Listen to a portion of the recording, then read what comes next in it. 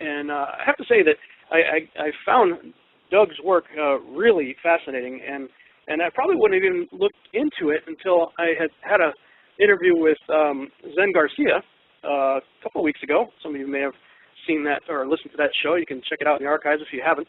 And he put a few seeds in my mind regarding the creation account, and I've always kind of held what's called the gap theory, kind of, I don't know, at arm's length, I guess. I mean, I've remained open to it. I've looked at Genesis 6:1 and 2, and I've read a lot of the arguments regarding the so-called gap theory there, and I found it really interesting because right away you see, in the beginning God created the heavens and the earth, and then all of a sudden it says the earth was without form and void, and darkness was upon the face of the deep, and it talks about the Spirit of God moving across the face of the waters. Well, the first thing I thought of, and this is years ago, I mean, I'm talking probably 15, 20 years ago, I was looking at that, and I was thinking, where'd the water come from? And some people would say, well, when God created the earth, he created the water with it. But it doesn't appear to be that way, at least to me. When you look at the Hebrew word, even for heavens, shamayim, ma'im is the word for water, and Shem is the word for name. Shem, I think, has something to do with in it. Some say that the word heaven itself means water in it. So it appears that the heavens and the earth actually came out of the water. And when you look at all of the various things in the creation account, it's the one element that is not actually described as being created. It appears to just be there.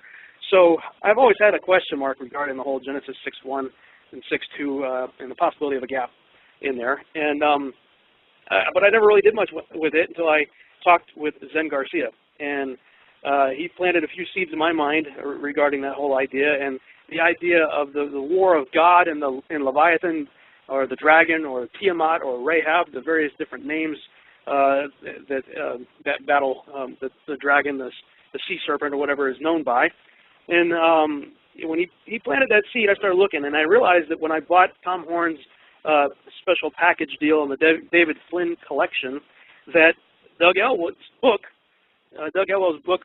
Planet X, the sign of the Son of Man and the sign of the Son of Man and the end of the age, actually came with the David Flynn set. So I started looking through it, and I said, oh man, I got to talk to this guy. So contacted him via email through his website, and he's going to be on the show tonight.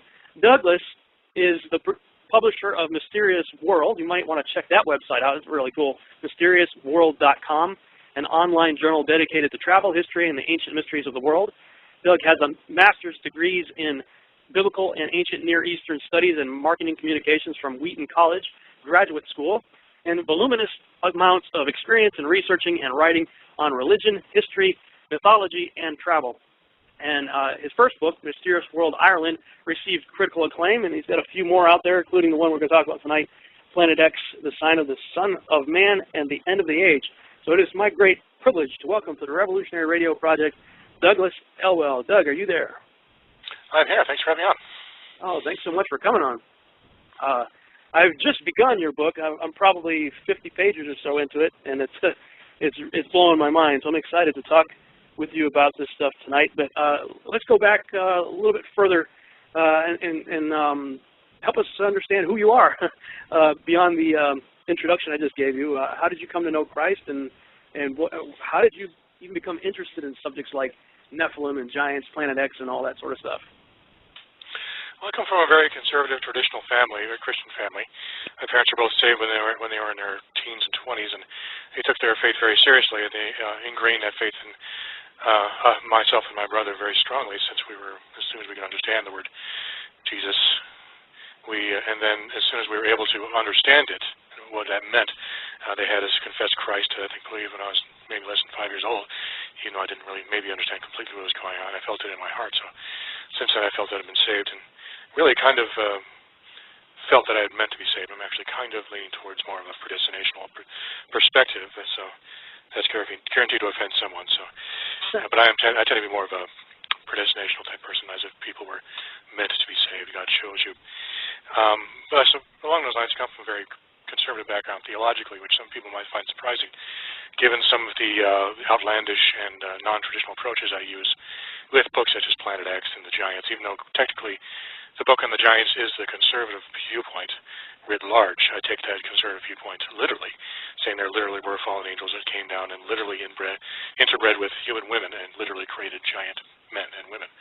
And so that's actually the conservative viewpoint. So you can see how topsy-turvy things are in these end times when the conservative traditional viewpoint is considered to be strange, and the liberal viewpoint is taken as normative, because the viewpoint that, for example, there's three major theories about the giants. One, that they were actually the descendants of fallen angels and mortal women. The other is that they were just Oriental despots who conquered and controlled people through use of force, and others, just regular men who were just very aggressive. And the third one was it was actually men from the line of Seth, which makes no sense.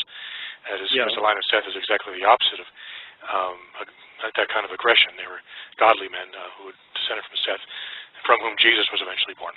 The line of Cain, of course, was destroyed by the flood, so Seth was the only one who continued on through Noah and on through the post-flood world.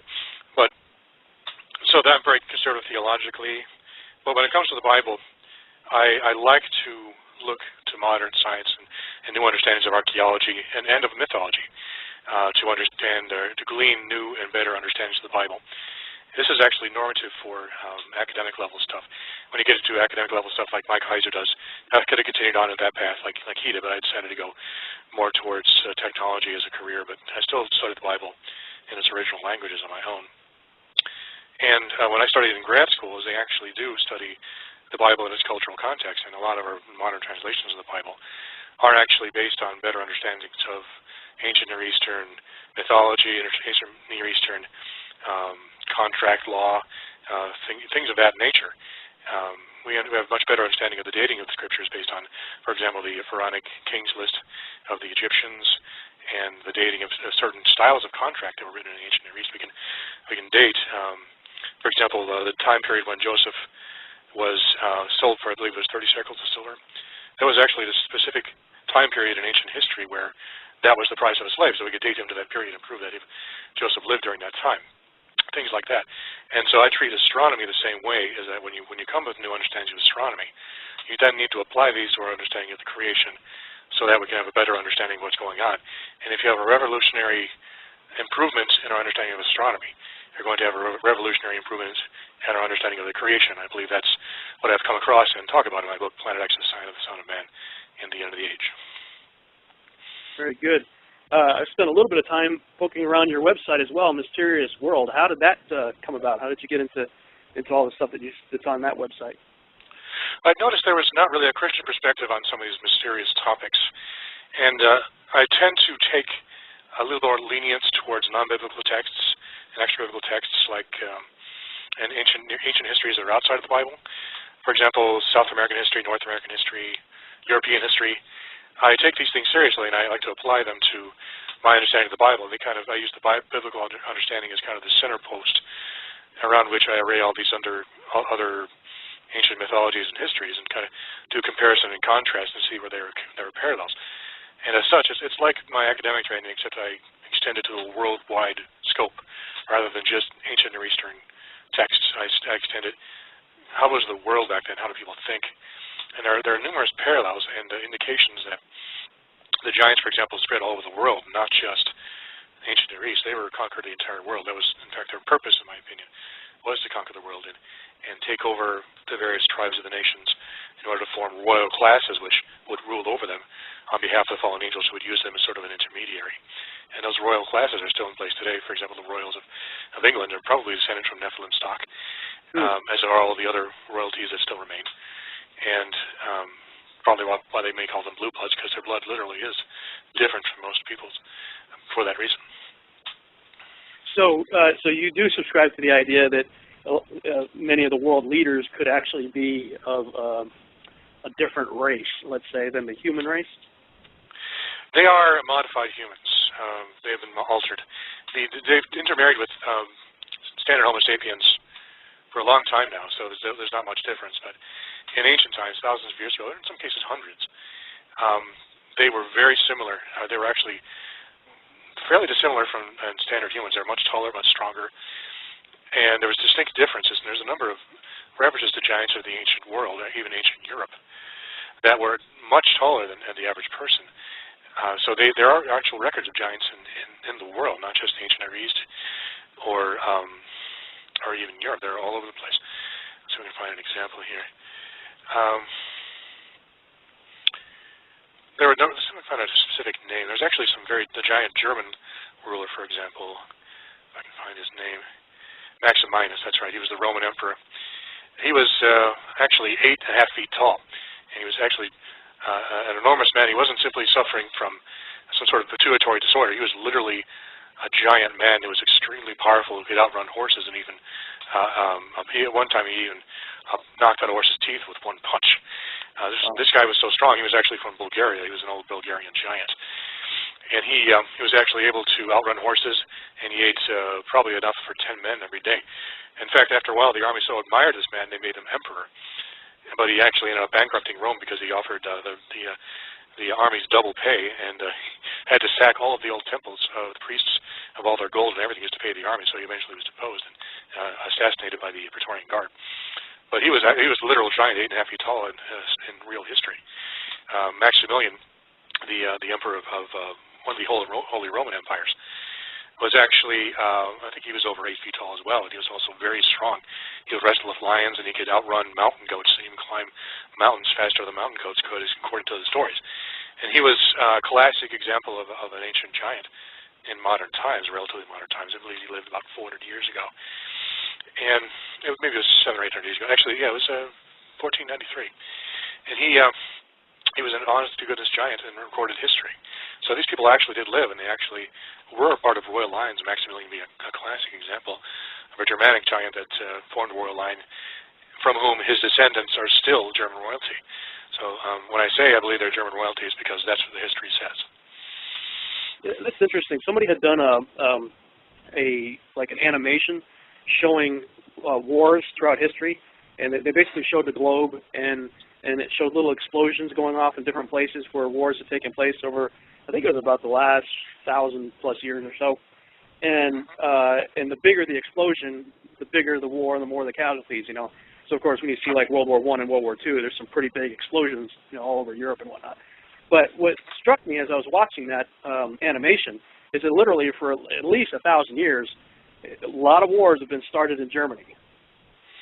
Yes, those are the homeland of the ancient Germani giants, the largest, strongest, and most fierce of all the giants. In fact, all the other giants were actually afraid of them, even the Gaulish giants whom Caesar fought against in his campaigns against the Gauls. He actually wrote about this in his writings about how huge the Gauls were, and they would fight naked. They were upwards of 8 feet tall, had huge two-handed swords, and just could go through men like a lawnmower.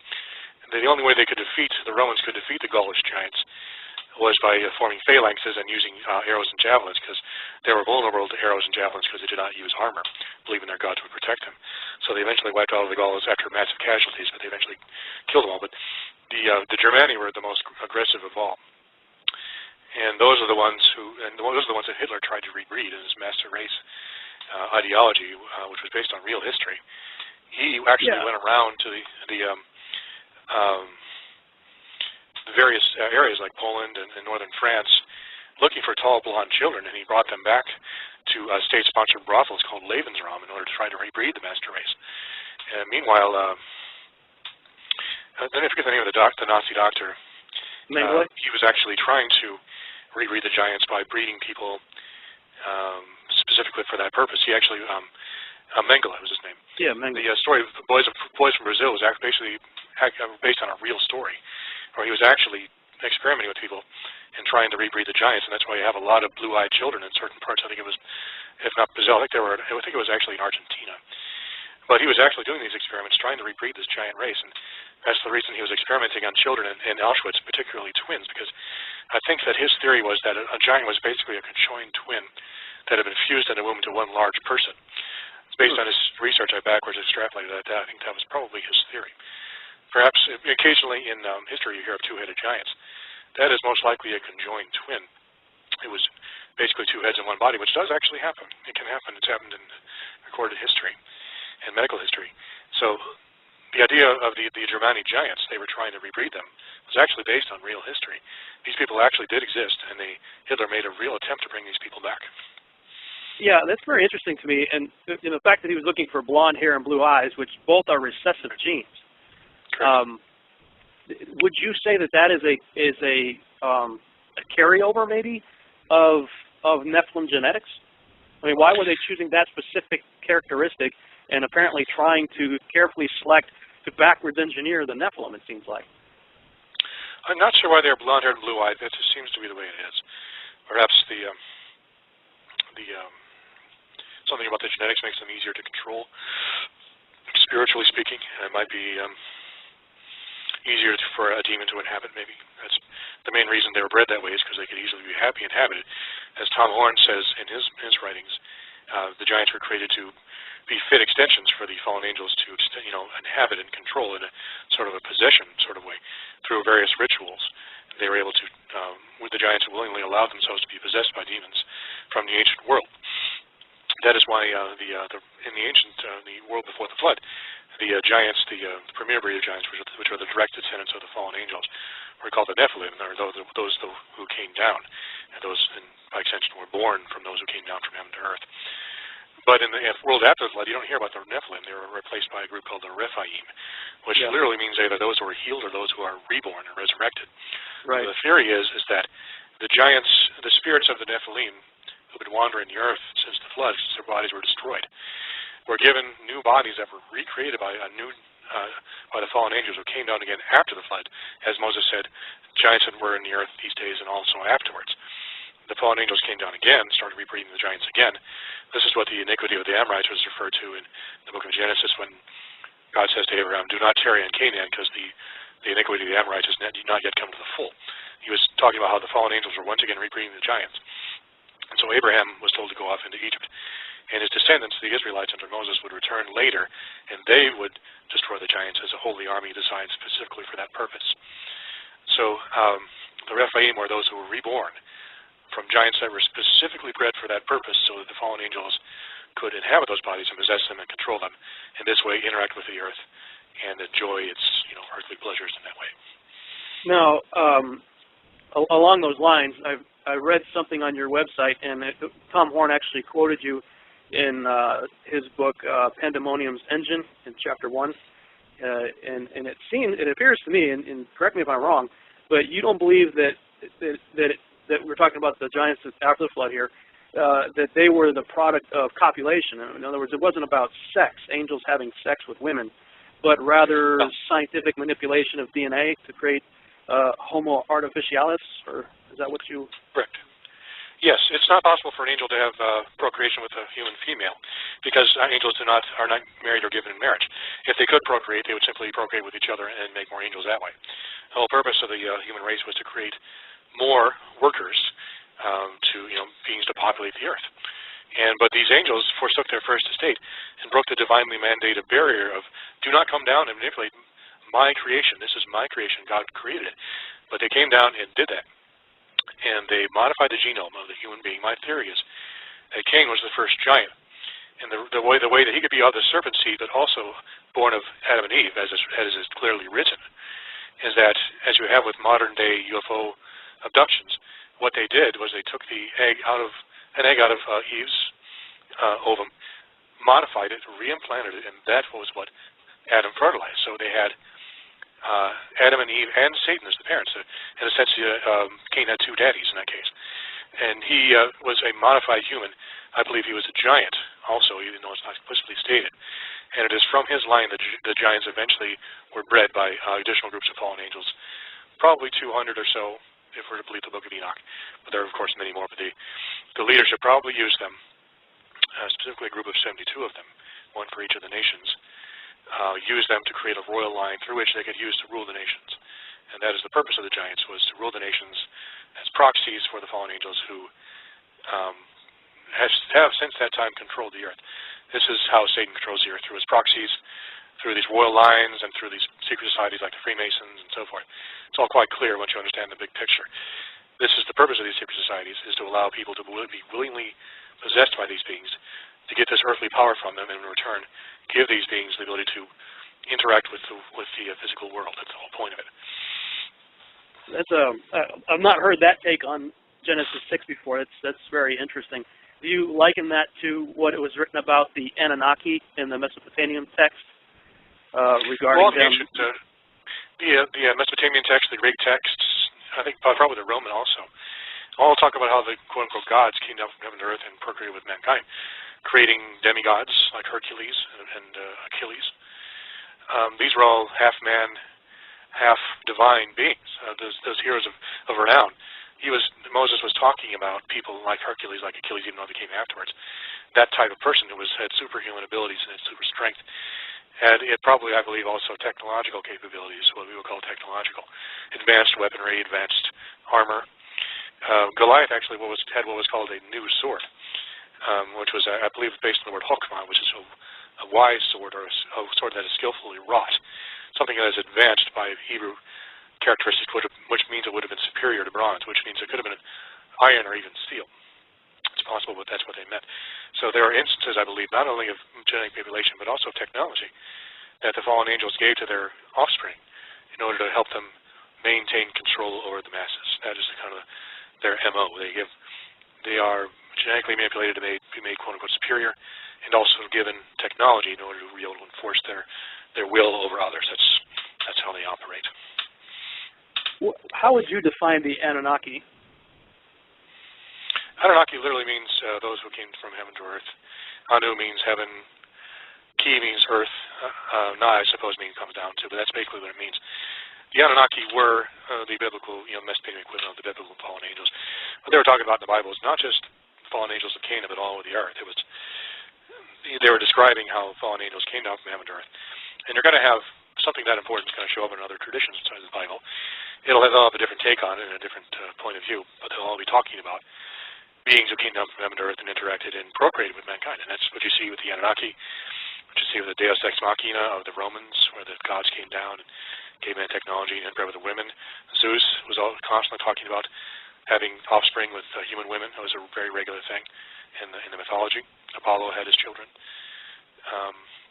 Very common. In fact, it's a normative or even central concept in ancient, not only in the Bible, but also in ancient Near Eastern religion and Greek and Roman religion. Is one of the most common things that there is. So I have no problem at all believing it, because that's what they believed. Yeah. Now, but like in the case of Zeus, he's usually recorded as having sex. I mean, his sex life was pretty well known in the mythology. Well, he would appear as various animals, so that's probably not what happened. Yeah. They were probably they don't understand science as we understand it. What they thought, they thought it was just like a deity procreating with this woman, but it was actually what you would call scientific. I believe it was a medical experimentation, what we would call scientific medicine, where people a test tube child who was briefly inseminated inside of a test tube and then reimplanted in the womb and grew from there. Even Irish mythology has the changelings, where people were replaced with sickly-looking children, and then the good children were taken away by these fairy beings. It's literally all over the world, this concept of these divine beings interfering with the procreation of children and using human women to breed themselves and create more of themselves, because they were apparently incapable of doing it themselves. If they were capable of doing it themselves, they would do that and they would leave us alone. But they treat us like breeders, like human women are like breeding cattle almost. It's fodder for their experimentation. What's your take on the Igigi? The Igigi or the Igigi, probably just a different class of spirit beings, different class of fallen angels, maybe the angels of the Bible, I really don't know. I think Igigi, they're probably equivalent to the Watchers of the Book of Enoch. I believe that they were called the Watchers sometimes in the Mesopotamian texts. It's not really clear. But they were the equivalent of the Watchers in Enoch, even though they don't have the same name. Yeah, I wonder different classes of spirit being. I wonder if linguistically there's a connection between, because I've heard the Watchers referred to as the Grigori, and if there's a connection between the Igigi and the Grigori. There might be. I don't know. I think that the Mesopotamians do refer to them as the Watchers. The Watchers are referred to literally as the Anuna in the Mesopotamian myths. Anuna is cognate with the word ayin in Hebrew, which means eye. So the Anuna of the Mesopotamian myths are literally mean the eyes, i.e. those that watch. Thus we get the term Watchers in the Book of Enoch. These beings are watching us all the time and constantly monitoring every move and interacting with those people over whom they have authority. I know some people think, based on what you just said, related to the eye, related to the idea of watching, that being associated with eyes and seeing, if the so-called alien grays are, in fact, what they're talking about, with their big bulbous eyes. What's your take on the Right. Greys? Greys are probably, if not actual fallen angels, possibly biomechanical beings created by the fallen angels to achieve certain repetitive tasks. Fallen angels would appear, if we're to believe the Book of Enoch, to be highly technologically sophisticated, even if we're to take the Book of Enoch seriously, and also what is alleged in the book of Genesis, chapter 4, because all the descendants of Cain were technologically sophisticated, particularly in metalworking and music and related arts and sciences, whereas the descendants of Seth, where there's no mention of any technology at all. But the Book of Enoch says that all learning was derived or given to mankind from the fallen angels, and that would include technology. And so technology of any kind, including advanced technology, would indicate that they were able to create what we would call robots, or artificial life forms, genetically alter human beings, to get back to the giants, but a lot of other stuff too. And giants, Moses was more generic in his description of giant. He says, men of renown and people with exceptional abilities. Giant doesn't just mean, giant, by the way, comes from is related to the Greek word giganes. The English word giant comes from the Greek word giganes, which literally is the word which we get our word genetics. So baked in or spliced into the concept of giant is someone who's been genetically altered. And it doesn't necessarily have to mean someone who is tall and strong. It could mean someone who is exceptionally intelligent or been genetically modified for any kind of use, including space travel. So it's possible the Greys that are a form of humanity that have been specifically genetically engineered for space travel. And because when people who have noted the Greys note that they are kind of ideal for space travel because they're very light, very tough, they have huge wraparound eyes that are black, which are perfect for gathering large amounts of light, which is necessary for space. So in my opinion, the Greys may actually be a long-lost race of genetically modified humans which have been enslaved by the fallen angels for use in various tasks in space. That's very interesting too. You know, a lot of people these days that do this kind of research, we look at Matthew 24:37, for instance, and where Jesus says, "As it was in the days of Noah, so shall it be at the coming of the Son of Man." And so I think a lot of people look at what's happening in our day and try to see evidence of, well, what was happening in Noah's day, you know. But I would say the reverse would also be true, that whatever is happening in our day was probably happening in Noah's day as well. And when I think about things like submarines and submersibles, and you know, people in the Navy, for instance, spend extended periods of time under the ocean, and we also have achieved space travel. We've got people that have been up there in the International Space Station for decades now.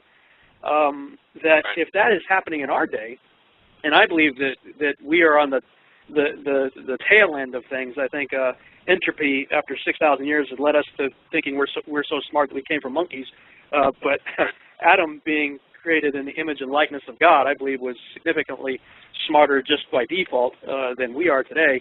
Never mind the introduction of forbidden knowledge and stuff that the angels, the fallen ones, taught. That I think it's quite possible that the ancients achieved space travel as well as submersible technology.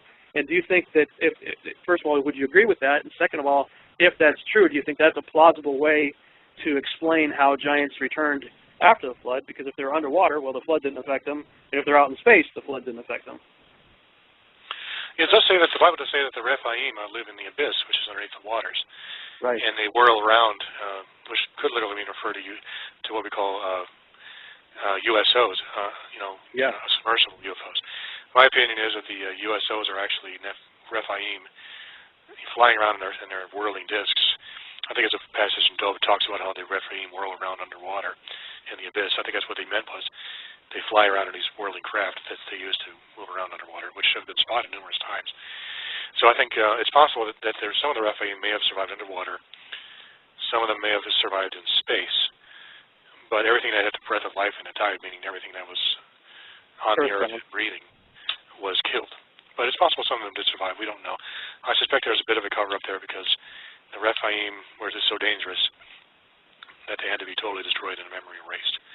Because not only, like I said, the very fact that they exist indicates that mankind could be genetically modified by fallen angels. They had greater potential than God wanted to give them, because given too much potential, mankind will become highly destructive and possibly mount an attack on heaven itself, which is what I think is Satan's ultimate goal for the giants, is to create an army to attack heaven and try to take the throne of God away from Jesus. And this is really what we're seeing in the Battle of Armageddon. This army of giants that Satan's been secretly rebreeding giving them high technology and so forth, preparing them for this final battle against the Son of God to see who will actually rule the cosmos. And this just isn't God coming to sweep away evil armies. This is the final battle between the two great spirit beings in the universe to decide who will rule the universe from that point forward. And the part about the nations and about mankind and our cultures, that's only incidental. That's really what it's all about. And so when you keep that in mind, when we see the consolidation of the nations and what's going on with Egypt and Libya right now, where we're setting up a situation where we will be forced to conquer them, which, by the way, I believe will be the fulfillment. I think it's Daniel 9. The Antichrist will sweep through the Middle East and also Egypt, where he'll control the treasures of Egypt, and also Libya and Ethiopia, and the Sudan will be at his steps. I believe it'll be inevitable that in the next couple of years, perhaps in the next year, particularly because of the events of today where we've had people in our Libyan embassy killed. This will be a pretext for us to go into those countries and conquer them, particularly if the Muslim Brotherhood either A, tries to mount an attack on Israel, or B, tries to destroy some of the treasures of Egypt. Both of those will be unacceptable. And so we will be given a national and really a divine mandate to go in there, wipe out the Muslim Brotherhood, and take over those countries, thereby fulfilling the prophecy of Daniel.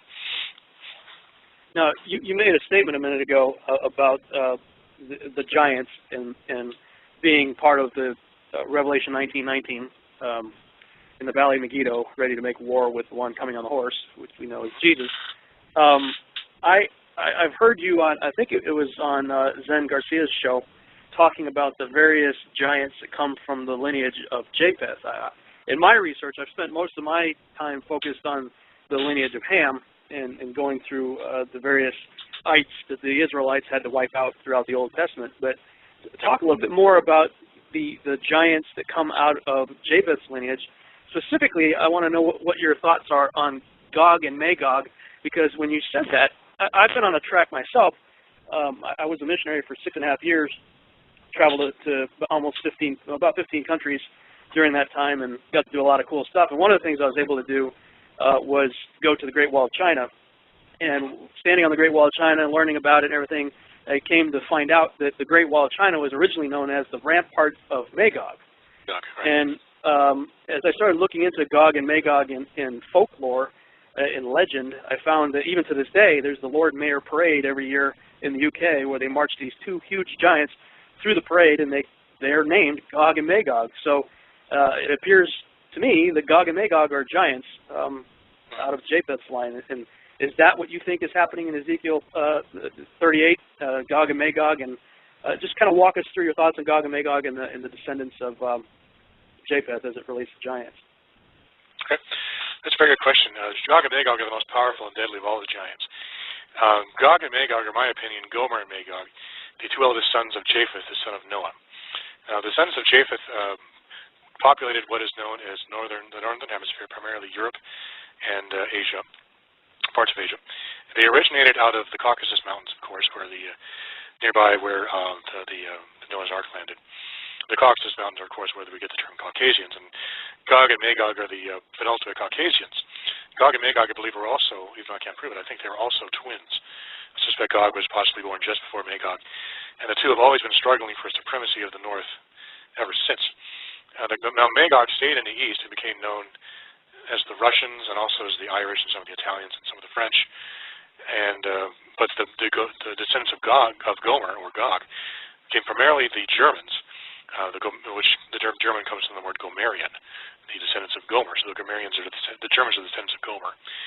And the Magogians, the primary descendants of the Magogians, are actually the Russians.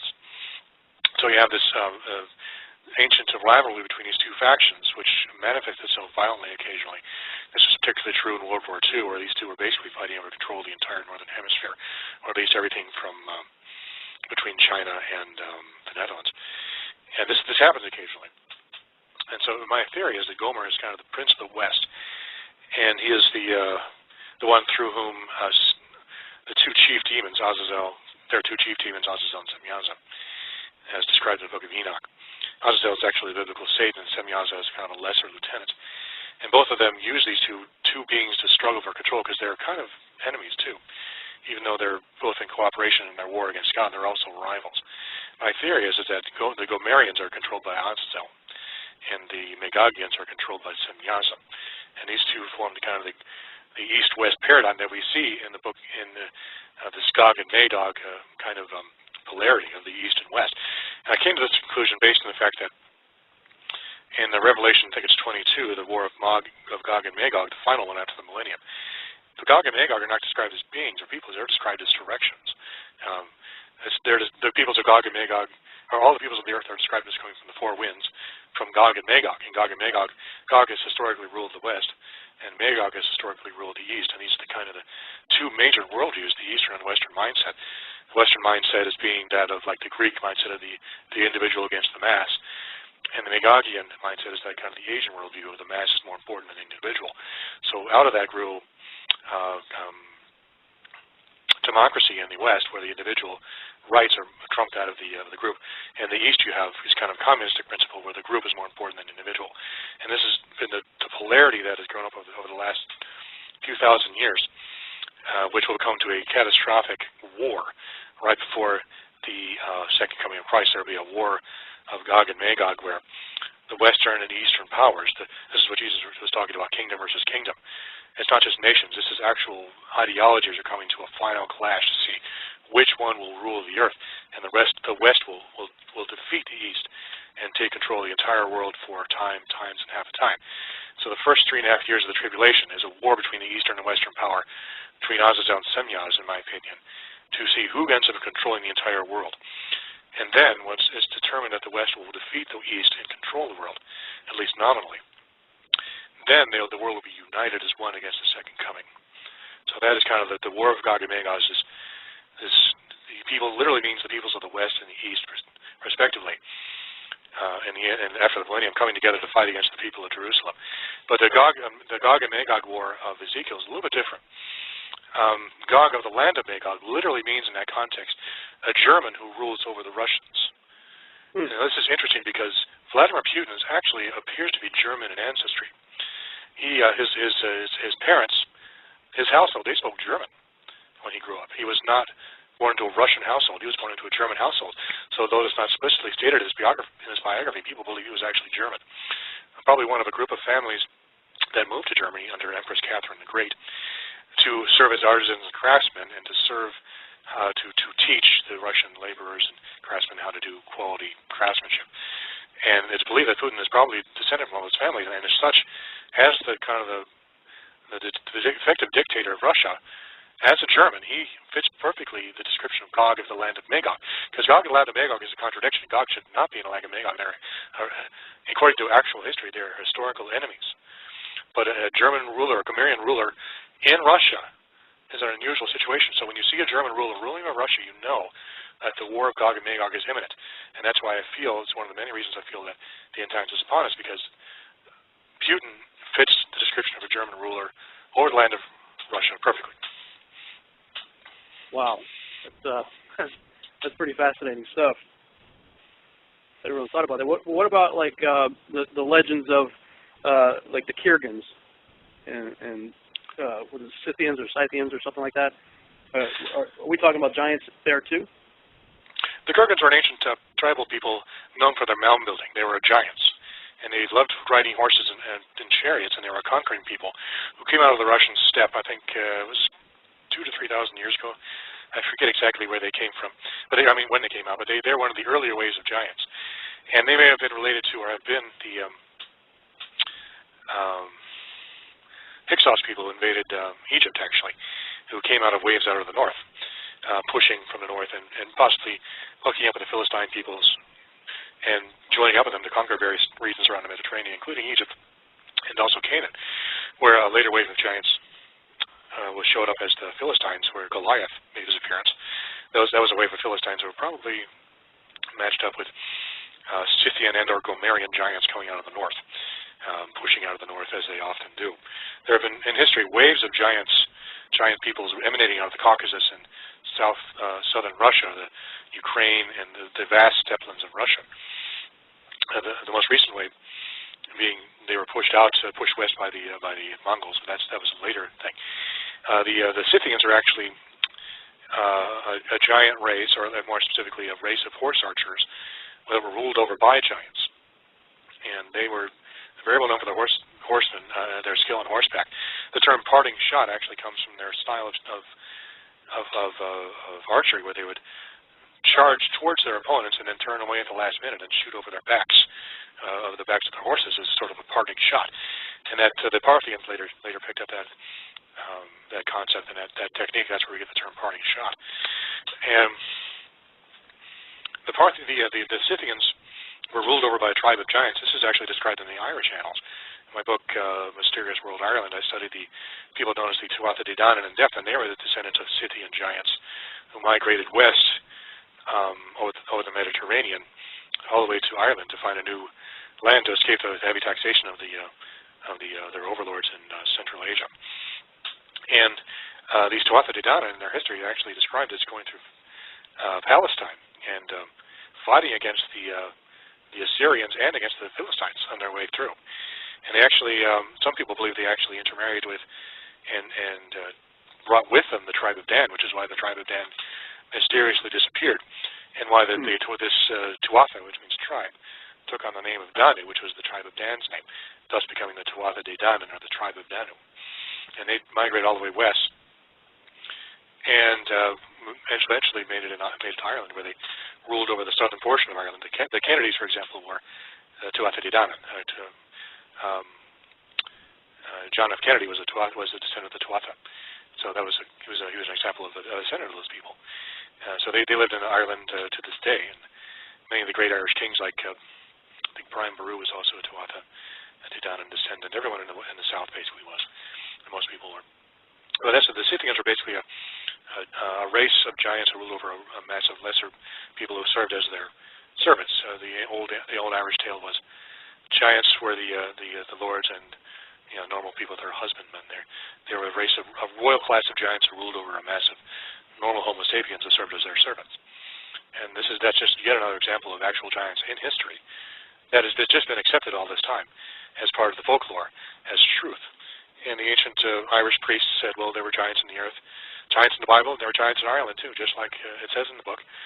They routinely, even Irish priests, Christian priests, routinely equated the giants of Ireland with the giants of Canaan as being of the same stock, descended from the fallen angels. There was never any doubt in their minds. Only with the 20th century and the advent of secular humanism and scientific worldview, which pushes the idea that anything supernatural is bunk, and the idea of any kind of an intermarriage between divine beings and human women is impossible, because divine beings don't exist. So only that has progressively eroded the belief in the giants and belief in the fallen angels, belief in the supernatural. And this is to get back to one of your original questions, why do you do Mysterious World? One of my objectives with Mysterious World was to reinvigorate the original biblical concepts that these things really happen, that the giants really exist, that the fallen angels really exist, that all of these things actually happen, and the Bible can be literally interpreted in these cases as the fallen angels literally came down and interacted with human beings, not just in Canaan, but all over the world, and created a giant race from which they used to rule the world. That was the concept. Liberal critical scholarship coming out of Germany, ironically, washed away a lot of these concepts. It's caused an enormous amount of damage. So I've been fighting against it in a passive way, fighting against that liberalization, the quiet liberalization, the creeping liberalization, which you see in translations such as the NIV, where they eliminate the word giants, they eliminate the word dragon. I think they replaced the term giants with Nephilim. They take all of these quote-unquote mythological things out of there, which is absolutely the wrong direction, and it's playing right in the hand of the secularists, which would love nothing more than destroy Christianity. So it makes no sense at all for us to try to share a bed with the secular humanists, the very people who are trying to destroy the Bible and destroy Christianity and relegate it to the past. I refuse to let it happen, so I've decided to use Mysterious World as an attempt, fairly successfully actually, to reinvigorate the concept that these things actually happened. Yeah, no, I was just, while you were talking, I was looking at on your Mysterious World website on the Scythians, and you've got quite a bit on here. Is this your entire book on the Giants of Ireland? Is that complete? Yeah, there's a section on giants in my book, Mysterious World Ireland, and there's actually a journal article, a free journal article called Giants of Ireland. It's available at www.mysteriousworld.com. And that talks specifically about the Irish giants and how they were ubiquitous in ancient Near East or ancient Irish history, very, very common. And it's at the central major mythologies of Ireland and the histories, and how they emanated from the lands of Magog, which are in southern Russia, Ukraine, and far, parts of China, actually. And how they migrated out of those areas. They actually conquered in all directions, north, south, east, and west, which is just the way they operated. They attacked on all fronts. And that's why you have in Pakistan and northern India, you have blue-eyed, taller people, because that's where they were intermarrying with the giants. Same thing with Afghanistan, the blue-eyed Afghani girl, which was so famous in the 1970s in that National Geographic cover. And Iran literally means Aryan. That's the descendants of the Aryan giants who emanated from Central Asia. They consider themselves to be different from Arabs because they were partly descended from the giants. And of course they went west into Germany and so Eastern Europe, where you have a lot of blonde, tall people. And they went via the Mediterranean, all the way to Ireland, where they had a lot of tall people and a lot of giants in their history. So all you have to do is follow the history and then follow the legends and follow what people actually believed. That's all I do. I just say this is what they believed. It corresponds to the Bible. I believe in the Bible, therefore what they believe is probably true, or possibly true also, because it correlates with actual biblical description and written history by credible historians. Now, I've got two questions that come to my mind listening to what you're saying, and then we're going to start transitioning into the Planet X and gap theory and all that stuff for the second hour. But I just really, while I had you on the phone, I really want to talk to you about the giant stuff because I'm so fascinated by it. As I mentioned earlier, the majority of my research is centered around the offspring of Ham and the giants that came through his lineage. But it appears that from what I'm hearing and from what I'm seeing on your website, most of yours traces giants from Japheth. Have you found giants in Shem's lineage as well? Shem, no, not at all. The first part of our four-part series on the giants talks about the descendants of the giants that came from Canaan, the son of the grandson of Ham, actually.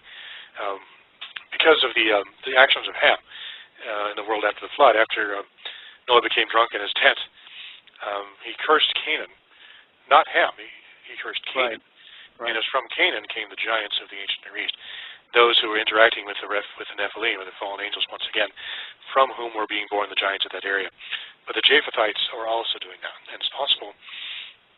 And there are actually historical records of giant incursions from the north coming in into Canaan. It's possible that the Canaanites actually interbred with the Germani and Scythian giants, and that's where the giants came from. Or it can be that they came directly from interaction with fallen angels. It's not really clear. But there are major intrusions of northern peoples into the Canaanite area. There was a major city called Scythopolis, for example, where the Scythians controlled that area. And of course, you have the giant's ring on the top of the stone circle, the Gilgal Rephaim, on top of the Golan Heights. That's a classic example of a giant construction, the kind you'd find that the Kurgans would have made, the kind very similar actually to Stonehenge in its construction. You have all kinds of kind of dolmens and similar stone constructions in Israel, the same that you would find in all over Ireland, the same kind of situation. So it's possible that the Canaanite giants were actually intermarriages between northern giants who came down, Scythian giants, Gomerian giants, interbred with them and formed ruling classes over them. That's possibly who the Amorites were. As a rule, I suspect they were, and I've read this before, that they were a tribe of Germanic giants who conquered the ancient Near East and formed dynastic rulerships over these areas. The Amorite dynasty of Babylon, for example, something might have been a Germanic family. That was how Hammurabi came from that family. The dynasties of the Amorites who conquered Canaan. The Canaanites were actually conquered by the Amorites, so it's possible that the Amorites were a mixed breed of northern barbarians, of Scythians, or Germanic types, who had bred with maybe Hittites or other Canaanites, and formed a dynasty known as the Amorites, which formed a ruling class over the rest of the Canaanites. It's possible that they weren't actually offspring of fallen angels and human women, in that sense that they may have been ruled over by an Amorite dynasty from the north. That's one of my theories, is that the Amorites actually descendants of Japheth, at least partly. Yeah, I've got a different take on the Amorites. We should exchange notes sometime after this is over. I'm actually writing my second book, and it deals quite a bit with the issue of the Amorites. Josephus and others track the Amorites directly back to Amorius, son of Ham, one of the offspring of Ham. But it begs the question, whether that's true or not. What we're talking about is, there's an awful lot of giants out there, not too long after the flood, spreading all over the new dried earth after the flood. So it begs the question, do we have Nephilim genetics in people today? I mean, do we, there's been an awful lot of intermarriages over the centuries, the last several thousand years. So would it be fair to say that people are walking around with dormant or active Nephilim genetics today? It's possible. It's very tall people do. They have remnants of, in fact, I would say probably yes. They've been largely weeded out and spread out in terms of genetics, so they're no longer able to rise up, as it were.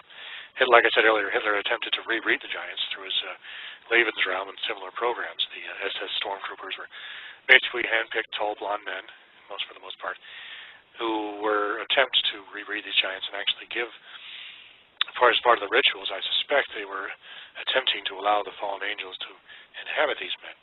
That was one of the major reasons they did that. They had all kinds of strange rituals, like they formed the candlelight procession, forming the swastika, that sort of thing. It was all intended to raise up these ancient fallen angels from hell and bring them back up and use them to inhabit these super soldiers they were trying to rebreed. So yes, I would say, generally speaking, they do exist. They're remnants of the giants genetically are spread out throughout humanity. I won't speculate as to where they are, but in answer to your question, I do believe the majority of mankind does have probably at least a little bit of giant in them. Yeah, I would share that same belief, but I found that that's a very controversial viewpoint in some circles, anyway, because there are some people out there that believe that Nephilim cannot be saved. And now, I guess it depends on how you define Nephilim, whether they be fallen angels or the offspring of fallen angels or both. But my take on it is wherever the spirit of man is present and repentant, salvation is available. Regardless if you've got a couple of genetic markers left in you or not. My take is that if you have a truly repentant heart and you ask Jesus to be your Savior, who's to say you can't get saved? Yeah, I think that's possible. I always think of Richard Keel, who was clearly a descendant of giants. He was the guy who played Jaws in the Bond films. And he's actually a pretty conservative Christian, right? Oh, yeah, the guy who played Jaws? Yeah, he's actually a Christian. Really? So you wouldn't expect that, because he's actually a very nice man and a Christian man. Really? He might still be alive, I'm not sure. But if he's a classic example of a giant. I mean, if there ever was a giant on Earth, it's that guy, him or Andre the Giant. And I feature him in my articles online, talking about him as an example of a modern-day descendant of giants, a classic example. And he was only about 7.5 feet tall, but he was enormous. You can imagine what an 8 or 9 feet tall giant would have been like. Sure. I have a picture of him in one of my articles where he's literally holding up Roger Moore like he was like he was a kid. And his hand can cover his entire head. And he's not he wasn't even that big. He was only about 7.5 feet tall. But he was able to manhandle Roger Moore like he was just nothing. Wow. It was also, Roger Moore wasn't a small man either. So, but there are definitely giants out there. Keel is definitely a classic example of a descendant of a giant. Andre the Giant, another classic example. He was naturally strong, never had to work out. He was enormously powerful, very big man, very athletic man. He did suffer from problems with his pituitary, I think it was, or not pituitary, it was glandular dysfunction. But he was naturally strong. He wasn't just a glandular giant. Okay. Well, we as we go into the second hour here, I want to transition now to talking about your book. First of all, ladies and gentlemen, we're talking with Douglas Elwell. He is the founder of Mysterious World. MysteriousWorld.com is his website. And we're going to talk about his book, Planet X, The Sign of the Son of Man, and the End of the Age. Doug, why don't you give your contact information and any other websites or places where people can get your book and check out your materials? Sure. The best place to get it, let's see. But you can go online to Amazon.com, BarnesandNoble.com. You can also go to Tom Horn's site, Raiders News. Let's see. Also, there's Planet X. The best place to go is actually planet-x.info, which will give you all the links you need to go to. The best place to go to buy it, I'd like to have you go to is survivalmall.com. That's survivormall.com. There's a link to it from planet-x.com. That way you get to help out Tom Horn and his ministry. And you can also get it from Amazon and Barnes & Noble, of course. Order through your local bookstore as well. There's both a print version and Kindle version available too. And for Mysterious World, you can go to mysteriousworld.com. And if you wish to send me an email, you can send an email to publisher@mysteriousworld.com. Or you can look up Mysterious World on Facebook, and we have a Facebook page as well. Also a Planet X page. Excellent. Well, speaking of Planet X, what is Planet X? How would you define Planet X? What is it? Planet X is a mainstream astronomical concept derived in order to try to figure out some of the anomalies in our solar system. The original Planet X theory was derived by Percival Lowell in the late 1900s as the name of an unknown planet which they believed orbited beyond Neptune. Now, when they searched for Planet X, they used the conventional methods of blink comparison to see the difference between two different plates, two different images taken of photographs of the night sky. And they had a man named Clyde Tombaugh come in, a young astronomer, come in and go through tens of thousands of plates using what is called a blink comparator to see if he could find Planet X beyond the planet Neptune. Using this technique, which is basically showing two different images of the same piece of sky a few seconds apart, or possibly a few minutes apart, to see if there's any differences between the two. And if you see a difference, that image will contain the image of a planet because of that distance, because of parallax. Only a distant object, or only a planet in our solar system, or an object in our solar system which would move because the background stars are, for all practical purposes, fixed because they're so far away. So using that technique, Clyde Tombaugh found the planet, what turned out to be the planet Pluto, I think around 1930, something like that. But it wasn't the Planet X they were looking for. So the Planet X theory kind of lingered for a while because they weren't able to find it using that technique. But when the Voyager spacecraft, the Voyager probes, passed Uranus and Neptune in the 1970s, they found both of these planets had been radically transformed by some sort of external force. The planet Uranus was actually spinning on its side, and it had formed a ring system after it had been turned on its side, which was kind of unusual, indicating that it had been disrupted by a very large object, a massive planet-sized object that had intruded into our solar system sometime in the solar system's past. Neptune was similarly messed up. Its rotation and magnetic axes were about 80 degrees off kilter. It was very strange. It had a moon, Neptune, which had a normal orbit, but also a moon called Nereid, which had an elliptical orbit, which was like a 9-to-1 ratio, which was really weird, which should not have happened, and another moon which orbited backwards. So, contrary to the other moons. So, when they did the mathematics, they determined the anomalies with Uranus and Neptune could only have occurred if there was an interaction with a planet-sized object and a planet intruding into our solar system. This planet is about 5 times the mass of Earth, and entering our solar system from the outside. And so that's what revived the Planet X theory, and there was a craze about searching for Planet X for the next couple of decades. It's died down from there, but well into the 1980s and the early 1990s, there are all kinds of articles and research done on the search for Planet X. And my book, Planet X, The Sign of the Son of Man and the End of the Age, chronicles the major research done on Planet X during that period. And they're still looking for it. They believe that it is possibly in the southern hemisphere, having an elliptical orbit, because, in order to have interacted with the solar system, you have to be invisible. It would have to be have an orbit that precesses over time, and it actually shifts in its angle to the solar system. This explains why the comets orbit at an angle to the solar system.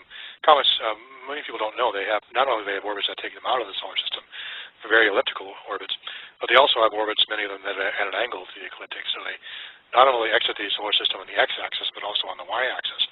And the only way this could have happened is if an intruding object came in and brought them in. And this is where another reason for the Planet X theory is. Astronomers believe Planet X, or an object like Planet X, when it comes into our solar system, brings the comets in with it. And this is why we have comets that come in and out of our solar system, because there's no other way to describe, no other mechanism to describe how this could happen. There has to be an intrusive object coming in and out of our solar system. So the evidence for Planet X is, at this point, primarily the great eccentricities in the outer solar system, and also the existence of the comets. So the Planet X theory is actually a mainstream astronomical theory, which has been, widely held by a number of astronomers for over 100 years now. Now, when you talk about the Sitchin-esque approach, where you have Planet X as the featured character in the Enuma Elish, which is the Babylonian creation epic, you have to take the idea that the ancient Babylonians were actually aware of how the earth was created. And this is a bit of a stretch for some people, even people who believe in God, because it's a bit of a stretch. But if we were to take, when you have biblical passages which describe God's conflict with the dragon in the sea, in the context of the creation, Psalm 74, and several times in Job, and also in some of the Psalms, you have Psalm 74 and also Job and Isaiah. You have a clear distinction, a clear description in the scriptures also of the earth being created as a result of a conflict between God and some sort of a dragon. And now in Enuma Elish, the dragon actually symbolized the earth. And it does also in the Bible, because though it's not specifically stated, it's clearly implied that as a result of this conflict, earth was created. Psalm 74, for example, says, "You defeated the dragon, you created the seasons and the times." As a result of the conflict, the earth's orbital period and axial tilt was somehow created as a result of this conflict. And I get into this in depth into my book, how Enuma Elish actually probably is a very detailed description of a conflict between Planet X and the Earth in ancient times, forming the Earth as we know it now. The Earth having originally formed in the fourth position from the Sun, not the third, explaining why there is a huge amount of rocky material out there in the form of the asteroid belt, which, if you put it all together, would form a very small body, maybe 1/10 the size of our moon. It's not nearly enough to form a planet. So scientists believe, astronomers believe that, not astronomers, but some of these fringe scientists and people like me who believe in the possibility of alternative theories like this, believe that the Earth was created as a result of, in its present form, was created as a result of the giant hit back between a satellite of Planet X and an intrusive body into our solar system and Earth. And this explains why you have in Genesis 1:1 not the word create, but the word cut. Because the word for created in Genesis 1:1 is not the word for created, it's the word bara, which means to cut, literally to cut something into two pieces, to split it.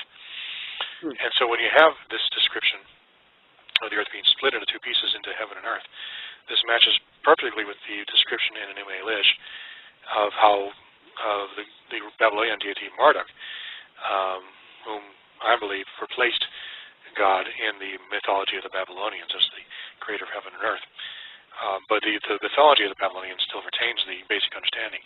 They believe that Marduk, or Planet X, took one of its satellites and used it to split Earth into two pieces. This is the description of the splitting off the asteroid belt from the Earth.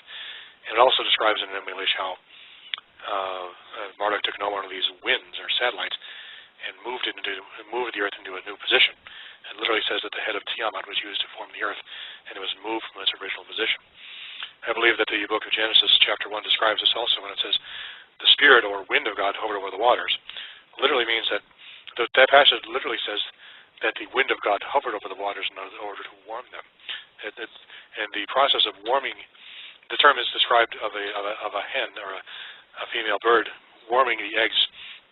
And the earth is kind of thought of as an egg being warmed by a hen or a female bird. And what a female bird does to warm the eggs, well, not only does she sit on them, she rolls them. So that the idea, I think, that Genesis was, in parallel to the Enuma Elish, was that the earth was rolled into a new position closer to the sun where it would be warmer. That's the concept. The Holy Spirit acted like a mother hen, this divine wind, rolling the earth into a position where it would be warmer. That's why Moses used the metaphor of a mother hen warming the eggs, of rolling the earth to a new place closer to the sun where it would be warm enough to sustain life. And that's just one of many parallels I found in Genesis and in the Psalms and Isaiah with the Enuma Elish. And the Bible. I was totally convinced by that to the point where I felt it was justified to write this book, and quite frankly, formed possibly a revolution in our understanding of the creation. Okay, while you were talking, I was reminded of something I had read a long time ago, so I was looking through my library to find it. It was the book Worlds in Collision by Immanuel Velikovsky. And on page 11, he talks about since the time of Laplace is one of the theories for the formation, he created one of the theories for the formation of the solar system. Basically, the sun at one point, while the gases were combining to make the sun, pieces were flying off and eventually cooled and whatnot in the solar system. And he points out that if that's true, that everything should be rotating in the same direction and the same angular momentum as the sun, if everything flew off the sun that way. And he says, it's called the nebular hypothesis. Yeah, the nebular hypothesis. He talks about that next to the tidal theory. But he says right here, since the time of Laplace, new members of the solar system have been discovered.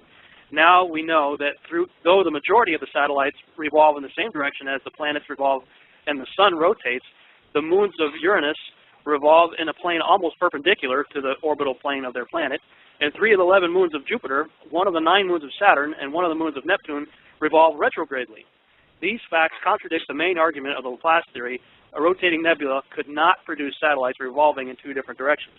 So what you're describing, and actually, if I remember right, this has been a long time since I read this book, Velikovsky, I believe, thought it was Venus coming through the solar system, and then eventually settling where Venus is now, that caused a lot of stuff that you attribute to Planet X.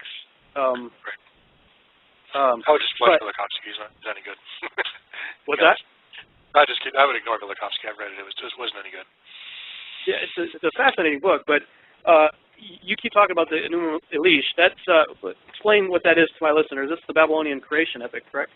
Yeah, Enuma Elish is the Babylonian account of the creation. It describes, instead of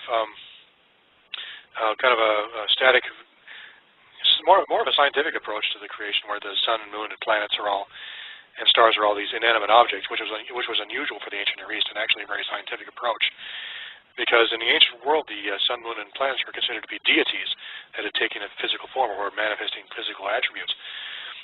And this is how it was in Enuma Elish. They were all the sun and moon and planets, according to the Sitchin hypothesis, and my belief, and also what must have been the original concept of the Sumerians, because in a creation epic, the gods of the Sumerians were the sun, moon, and planets. They wouldn't have been the earth, and they wouldn't have been like mud and rocks and the seas and the oceans like secular mythologists want us to believe. They worship the planets as the gods. So in the Sitchin's hypothesis, which I believe is the correct one, they worship the planets and the sun and the moon, which were featured in their creation story as the main characters, given names. And Earth, for example, is named Tiamat, which was a dragon goddess who was closely associated with water, which is a perfect description of the Earth, which has ever since then in various mythologies been described as a dragon. But then they say all these other things are not the other planets, even though the Sumerians' worship of the planets was at the center of their cosmology. So I take it literally that this Enuma Elish, the Babylonian creation epic, describes the formation of the planets from the nebula disk. It actually talks about how the major god of their deity, Apsu, which Sitchin describes as the sun, brought forth all these other deities from this, what is described as kind of a disk, or kind of a halo, which is like a disk. And all the gods of the Sumerians were born from this halo of this deity Apsu.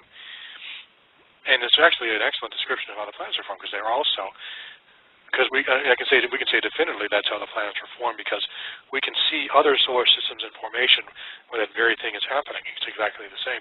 So Laplace's theory is not really a theory anymore. It's kind of pretty much a fact, because we can observe it in process in other solar systems forming. So we know for sure that's how our solar system formed, or in a very similar way. So we can say for sure that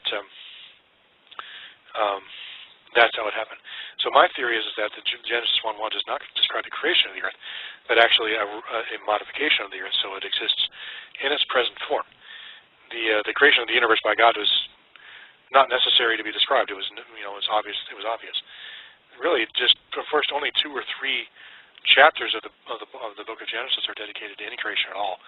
The remaining 47 talk about the history of mankind, specifically the descendants of Abraham. So there was very little emphasis placed on creation in the Old Testament. So I don't think he intended to talk about anything about the creation except for the creation of the earth in its current form. It's possible that the earth was inhabited by previous beings even that were so wicked that it had to be wiped out. So it's possible that the Bible is written in such a way that all memory of everything prior to this giant impact and interaction with Planet X, everything is wiped out, meant to be forgotten forever, and not even mentioned in the Bible. So that's probably why they wrote it in the way they did. And the idea of this theme in the ancient Near East of the Earth being divided into two pieces by kind of an intruding planet was so ubiquitous in the ancient Near East, and so such a common concept. I don't think Moses even conceived the possibility that people would forget about it and kind of diverge into these various theories which don't take this into account anymore. Everyone, I mean, literally everyone thought of the creation as a result of a conflict between a divine being and a dragon. Everyone all around the Israelites, all the countries they lived in, all the countries they came from, all the surrounding countries had some version of this myth. So it was absolutely ubiquitous, and it's easy for me to make this argument because that's what the Hebrews believed. It's absolutely rock-solid certainty. Right. And I think the point that Velikovsky was making is that even Laplace theory everything should be spinning in the right direction, but clearly something came through our solar system and tipped the planets over and made things spin opposite ways and really perturbed things. Yes. And so, to your point, you believe that that's Planet X, and to the point of the gap theory, this is something that always intrigued me. Like I said, I just kind of always held it at arm's length, but literally in the last, I want to say 2 to 3 weeks, I've become almost obsessed with this because it keeps coming at me. It came at me from Zen Garcia right after I interviewed him. I found your book as part of the collection that I got from David Flynn.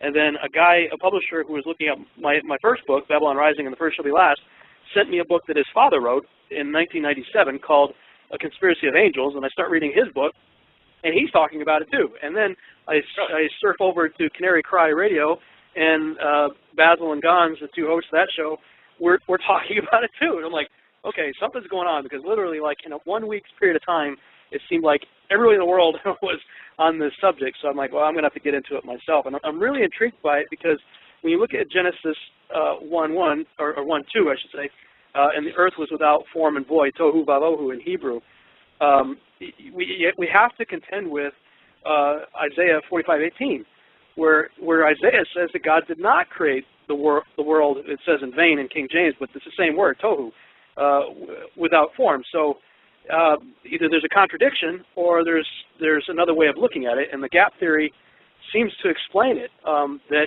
in the beginning God created it not tohu, but then it became tohu. It got messed up somehow, and from what I'm hearing from you and what I'm reading in some of these other guys' writings, it got messed up big time. I mean, if it was knocked out of an orbit that was previously between Mars and Jupiter, and is now where it is today, that's a pretty significant event.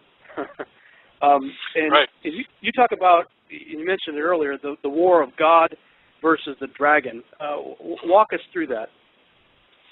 The dominant paradigm in the ancient Near East of the creation paradigm was that the earth was created in its present form. It previously existed, but in its present form, it was substantially modified as a result of a conflict between a divine being in heaven, who was symbolized by a star, and the planet Earth. This is true in the Mesopotamia myths, the Canaanite myths, Greco-Roman myths, later Egyptian myths have allusions to it. And the Hittites also, the myth of, I think it's Ilionkos, talks about a dragon in the creation. They all talked about this concept. It was ubiquitous. And it was all about the dragon being divided in half, one half of being used to create heaven, and one half being used to create earth. Now there's 3 different heavens in the scriptures. One that is the earth's atmosphere, one that is somewhere in space, and one, the third heaven, that is where God lives. My theory is that the first heaven is indeed the atmosphere where the birds fly, but the second heaven is actually the asteroid belt, because that forms a distinct division between the inner planets and the outer planets. And it also is described several times in the Bible. Heaven is actually literally described as a place where rocks are stored. The heavenly armories, I think it's called in the King James, or something like that, the munitions of rocks. That is a perfect description of the asteroid belt. In that sense, heaven, the part of the earth that was split off as a result of the divine conflict, part of it was left in space, and that would have been, in that kind of a conflict scenario, that would have been a bunch of rocks flowing through space, which is exactly what the asteroid belt is. So you have this dragon, quote-unquote, which is a metaphor for the earth, being split in two, one part being created to heaven, which is the asteroid belt, and the other part earth. Its head moved further, closer to the sun, it will be warmer, it's given a certain rotation rate and axial tilt, and also a moon, which scientists are definitive in their belief, uniform in their belief, was actually created as a result of a giant impact. Perhaps you've heard of the giant impact theory. Around 1980, after the various theories on how the moon was formed were brought forward and found to be unsatisfying, such as the fission theory, as the moon just comes out of the Earth for no reason. The idea that it was spun off Earth, which rotated very rapidly. And I think at least one of the major theory, it was determined that the only way that the moon could have been formed, based on the Apollo moonlander data and other measurements, was if it had been created as a result of a collision between an object roughly the size and mass of Earth, not roughly the size and mass of Mars, not the planet Mars itself, but an object about that size, which embedded itself in Earth and ejected a similar amount of mantle material into space where it cooled and solidified into the moon. That is called the giant impact theory. And my theory about Planet X is basically a combination of the mainstream astronomical Planet X theory plus the giant impact theory, modified by Sitchin's ideas, so that the Planet X was an impact, one of its satellites impacted into Earth, embedding itself into the Earth like an arrow into the heart of the dragon, and part of the ejecta was pushed out, which later formed the moon. And this explains why, just after Tiamat is divided into two in the Enuma Elish, we have a description of the creation of the moon, because that's what happened after the giant impact. Heaven and Earth were divided into two, as the asteroid blood in the Earth. Earth was moved, and the moon was also formed, all by the same series of events. Also, the seas were formed because not many people know this, but the Earth's oceans were actually formed as a result of what scientists believe to be multiple meteoric strikes against the Earth, which released waters from the mantle. Most of the water on Earth, in Earth right now, is actually in the mantle, chemically bonded with what are called water-bearing minerals, hydrous minerals, such as serpentine and talc, which have water as part of their molecular structure. And when they're placed under pressure, they release this water, and it shoots up into the sky. And this is probably where the fountains of the deep came from. Probably meteorites were striking the Earth during Noah's time and causing these fountains to shoot up and help flood the Earth. But the giant impact would have converted a large amount of the mantle into pretty much pure water, much of which would have gone into space, where it bound with the asteroids, which explains why the asteroids we're now finding have a large amount of water as part of their structure, which would be impossible otherwise, if not for the giant impact theory as I propose it. And also, much, if not most of the water fell back to Earth, forming Earth's oceans. There's no other mechanism to describe that massive amount of water just forming. It would have to be released chemically from the minerals by a huge amount of pressure from the Earth's mantle. So the giant impact theory also explains how the Earth's oceans could be created. It also explains how the comets could be created, because the comets are essentially basically asteroids with a large amount of water on their surface. So that much water ice would not have been part of asteroids unless it had been much chemical released on a large scale. And even in Enuma Elish, they're described as growling demons, which fought on Tiamat's side, whose bodies were filled with water. And their radiance was very great and filled the heavens with a tremendous halo. An object in space filled with water, a tremendous halo, is a perfect description of the comets. So in Enuma Elish, you actually have a description of the creation of the comets, which would be explained by the giant impact event also. It all fits so perfectly. It's just point for point for point. All the anomalies of the solar system are explained by this end of the creation, are explained by this single paradigmatic conflict between God and the dragon, which forms the foundation of the concept of the Bible throughout the Old Testament and even through the New Testament in the book of Revelation, where you have this verification of the conflict between God and the dragon once more. As it was in the beginning, so will it be in the end. Urzeit und Endzeit, beginning and end, as described by Homan Gunkel in his book on the subject, a famous German theologian who promoted this hypothesis that, I think it was in the early 1900s, that the mythology of the Mesopotamians was cognate with that of the God versus dragon material to be found in the Bible, so close as to have a common source. And that common source was probably from Abraham, and who came out of the Sumerian Empire right before it collapsed, and from whose traditions of the creation of the Bible were eventually written down, and that's why we have descriptions of the dragon conflicted with God in the creation of the earth, because they were from ancient times. Now, I was looking through the scriptures the other day when I was first being introduced to this, or reintroduced to this topic, and the thought occurred to me that, we all know from the book of Revelation that there's going to be a redo. After the millennial reign of Christ, God's going to recreate the heaven and the earth.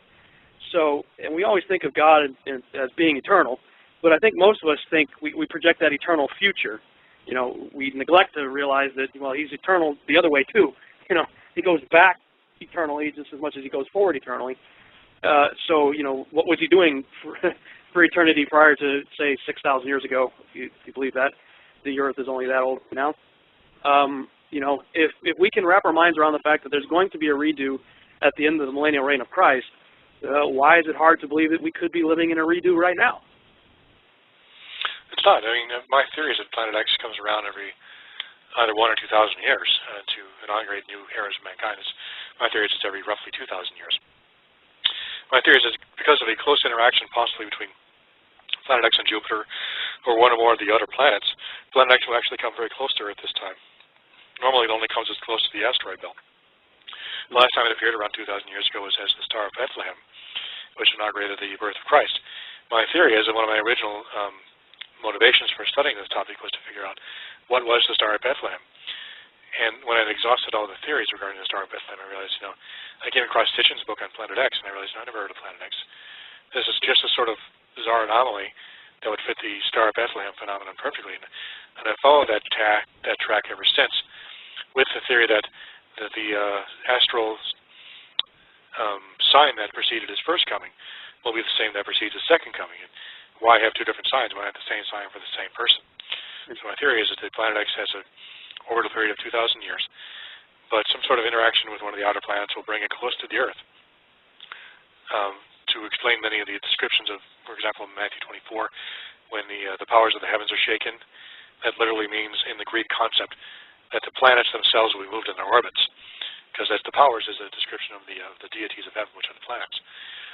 And also the description of the trumpets. And my interview with Zen, actually I went into depth about how the wormwood is actually probably a bit of the original Earth, which had become ground down and kind of flash frozen in space.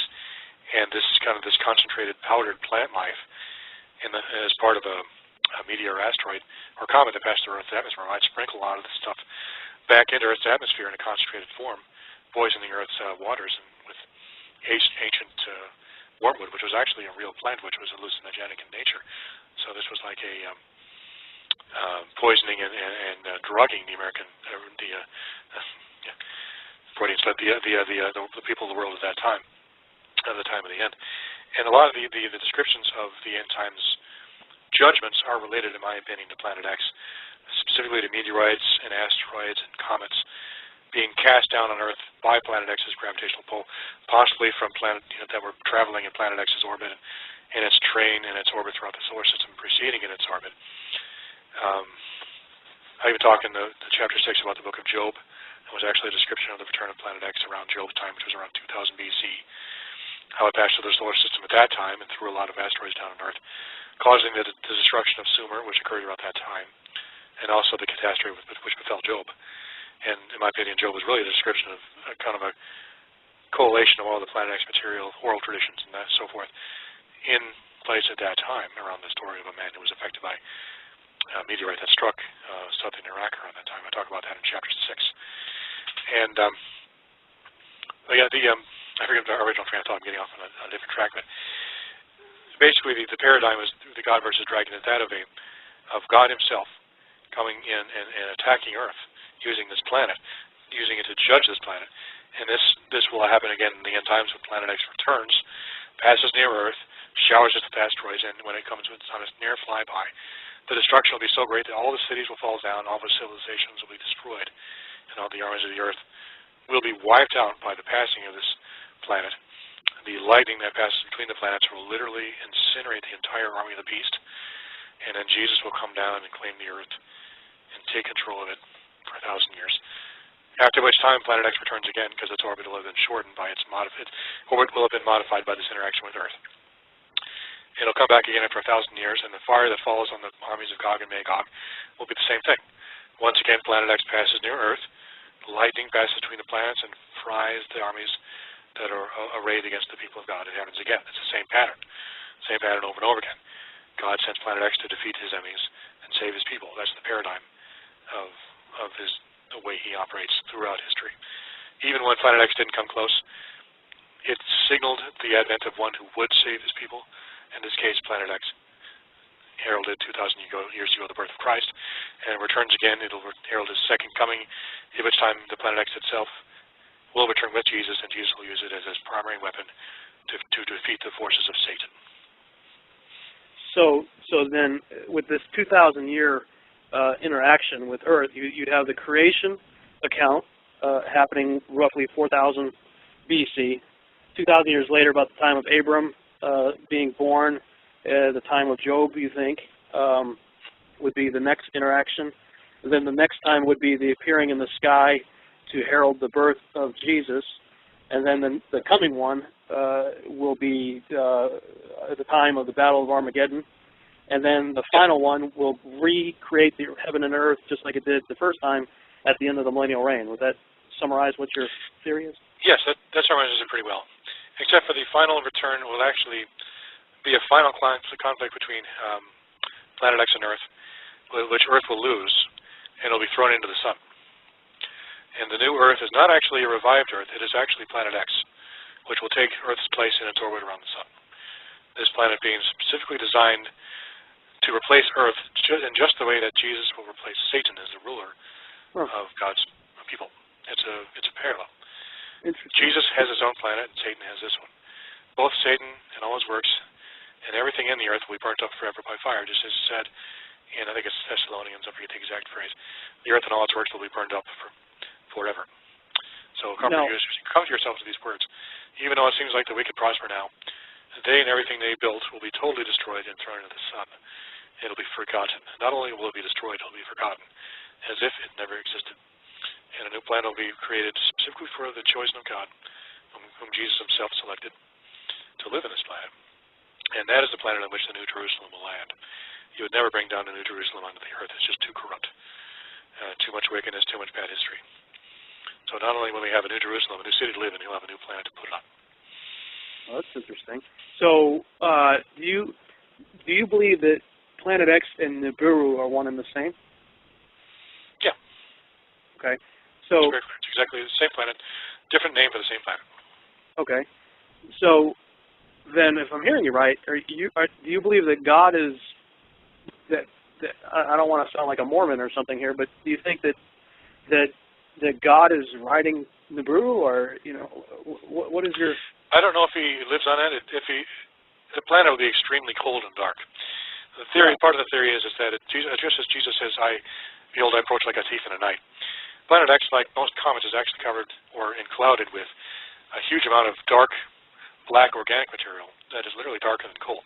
Most people don't know this, but most comets are covered with this dark, cold, black organic material, which makes them invisible to the naked eye until their tail forms when they come close to the sun. That is what I believe Jesus meant when he says, behold, I come like a thief in the night. Planet X will not become visible to the naked eye until its tail forms, because it has a tail like a comet, a really big tail. But before that time, it's pretty much invisible to all but the most advanced astronomical telescopes. No one on Earth who doesn't have like an infrared advanced telescope will be able to detect it. But I don't think he's riding it. I think he's using it like a heavenly mace, as described in Revelation 2, when he says, I inherit I will smash my enemies like a broken vessel, like a clay pot with a mace. I believe the mace he's referring to is Planet X, which is his primary weapon. He will use it just as he did in the beginning to divide heaven and earth and create a new earth from the old version, which may have been full of corruption and satanic machinations that nobody knows what happened with the old earth. But this new earth, he destroyed the old earth and created a new one by using this planet as kind of a mace to smash it. And he says in Revelation 2, right before he says, behold, I am the bright morning star, he then talks about this mace, which he'll use to smash earth. So I believe the corollary there is he's saying,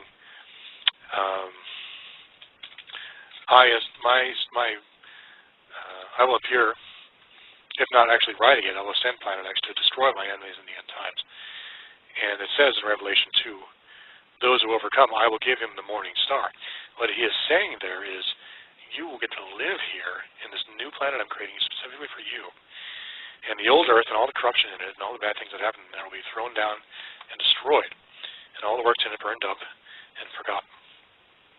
I always wondered about that, actually, that scripture where it says, "I'll give you the morning star." So you're saying that the inheritance is the new earth will be what was formerly the hammer of God, basically, that destroys this one? Yes, yes. I'll read out the passage for you. It's Revelation 2:27 through 28. He shall rule them with a rod of iron, and they shall be dashed to pieces like the potter's vessels. As I also have received from my Father, and I'll give him the morning star. Actually, the morning star, there's actually a weapon called the morning star, which is basically a mace. That was one of the appellations for a mace during the times of the the nightly orders. It was also called a morning star. After this passage, they said they would strike their enemies with the morning star, literally the description of this mace that Jesus was going to use to destroy the earth and cast it down forever. There occurs a couple of different places. I think maybe Revelation 1 also. This idea of a morning star and the destruction of Jesus' enemies. But doesn't Jesus call himself? Isn't Jesus referred to as the morning star himself, though?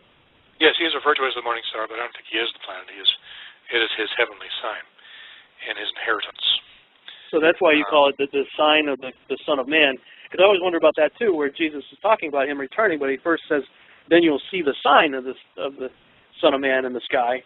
And I never really thought about it. I guess I just thought that the sign was him showing up, but no. When I went back and looked at it, I said, no, it looks like there's something that heralds is coming. Exactly. That's the whole point of the book. The point of the book is to figure out what is the heavenly sign. That says that in the introduction. Read the introduction. It gives a nice summary. The point of the book is to figure out what is this heavenly sign, and why does it herald a second coming? What does it have to do at the end of the age? And the whole book is describing how this book, the sign is actually a planet that comes and goes every 2,000 years, which he uses every once in a while to come back. 2000 BC, he visited Abraham bodily. Abraham was believed to have been born after the appearance of a new star. Jesus, of course, 2,000 years later was born under the sign of a new star. That's and now 2,000 years later, if Jesus returns again, he'll return as the star. This planet appears as the sign of the Son of Man, and the end of the age as described in Matthew 24. That's the purpose of the inspiration for the title. I had forgotten about that Abraham was born under the sign of a star too. That's in I think the Joshua, maybe the book of Joshua. The Apocalypse of Abraham, or the Testament of Abraham. It's not a reliable source, but it's interesting that he was thought to be born under a star as well, because that would have fit the paradigm not only of Job and the destruction of Sumer, which did occur about 2000 BC, according to these Sumerian accounts. Their god Enlil appeared in heaven, which was equivalent to Marduk, or to the Yahweh of the Old Testament. Their concept, their high god, appeared in heaven and cast down a heavenly spear upon Sumer. And they believed Enlil was probably the same as Marduk, which is probably Planet X.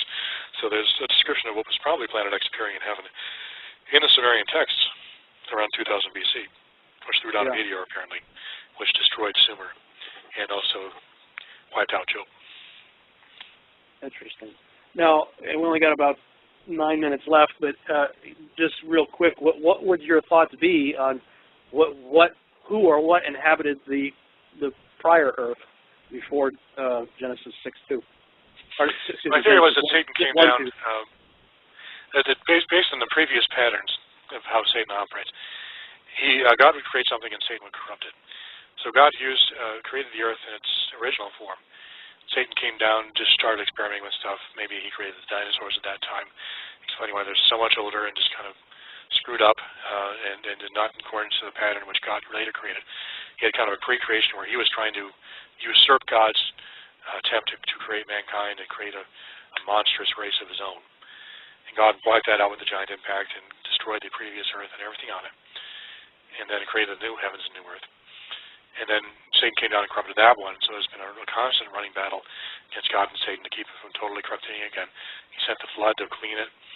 He sent the Israelites to wipe out the giants, to wipe out Satan's works during that period of time, and he'll return again at the end of the age to wipe out the workings of Satan at that time, and again he'll wipe out the working of Satan at the end of the millennium. And at that point, in my opinion, after a series of conflicts with Satan, it'll become absolutely clear in the Father's eyes that Satan is irredeemed and irredeemable. So he will decide, this is it. He cannot be redeemed. We'll have to get rid of him forever.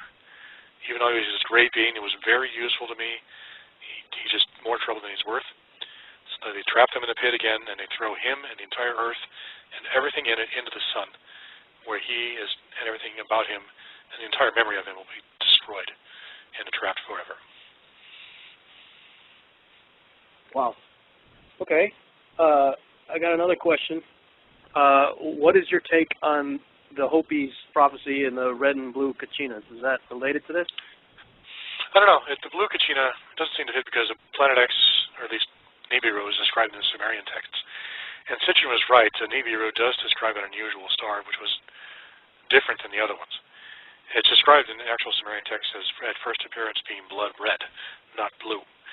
So maybe they are talking about Planet X, maybe they're not. But the color blue does not match the description of that given in the Sumerian text, which I think are the primary ones. That said, it could well be. I really don't know. Do you think maybe it's got other things in tow? Like a moon or something along with it? Could be. You mean Planet X or the star? Yeah.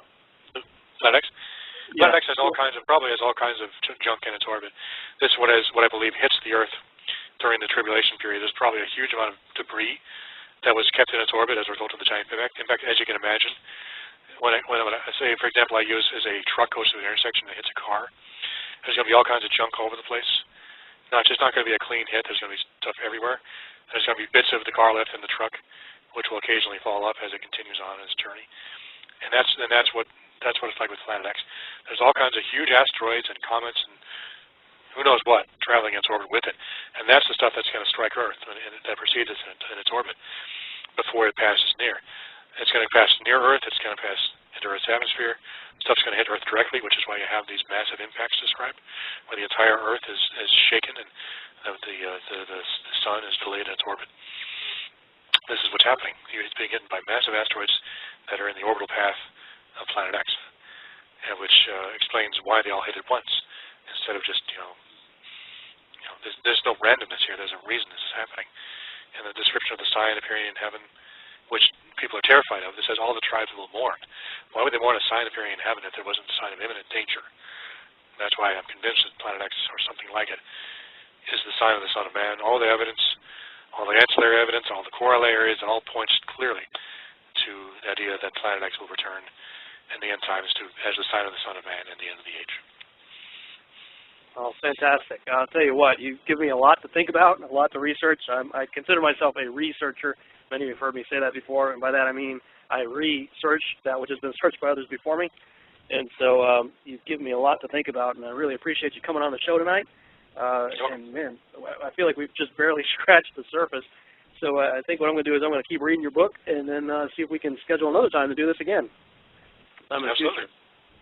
Well, fantastic. Well, we got about 3 minutes left, so why don't you give your contact information out again so people can get your book and check it out for themselves and contact you. The major book we've been talking about is called Planet X, The Sign of the Son of Man and the End of the Age. It's available from survivormall.com. That's survivormall.com, survivormall.com. You can access that from my website at planet-x.info. That's planet-x.info. You can also get it directly from Amazon.com or BarnesandNoble.com or order through your local bookstore. There's both a print and Kindle version available on Amazon.com. The other website I have is Mysterious World. That has a lot of material on the Giants, mysteriousworld.com. I will also have a book on the Giants coming out later this year through Defender Press, which will cover more about what we were talking about in the Giants, plus a lot more, plus my theories on the mysterious Zohar, which is a mysterious stone, which I believe which ancient Jewish sages believed contained all knowledge and was also a communications device.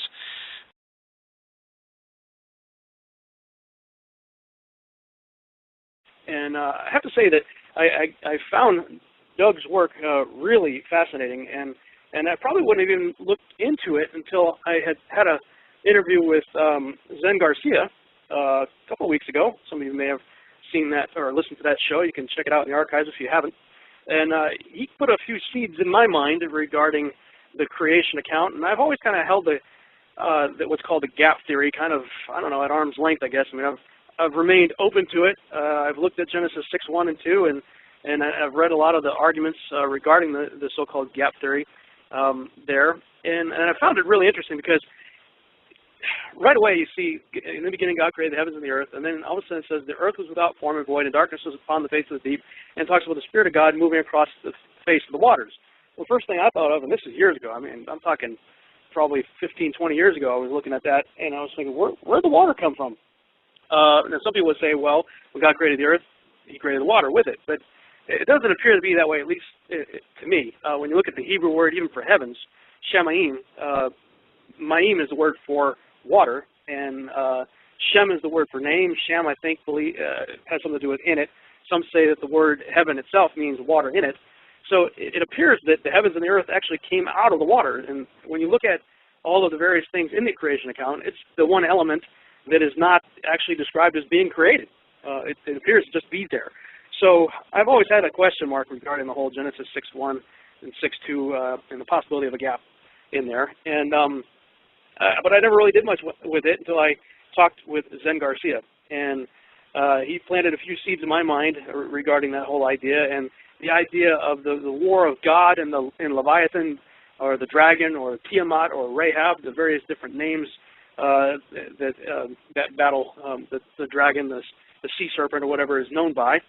And when he planted that seed, I started looking, and I realized that when I bought Tom Horn's special package deal in the David Flynn collection, that Doug Elwell's book, Planet X, the Sign of the Son of Man and the Coming, the Sign of the Son of Man and the End of the Age, actually came with the David Flynn set. So I started looking through it, and I said, oh man, I got to talk to this guy. So I contacted him via email through his website, and he's going to be on the show tonight. Douglas is the publisher of Mysterious World. You might want to check that website out. It's really cool. MysteriousWorld.com, an online journal dedicated to travel history and the ancient mysteries of the world.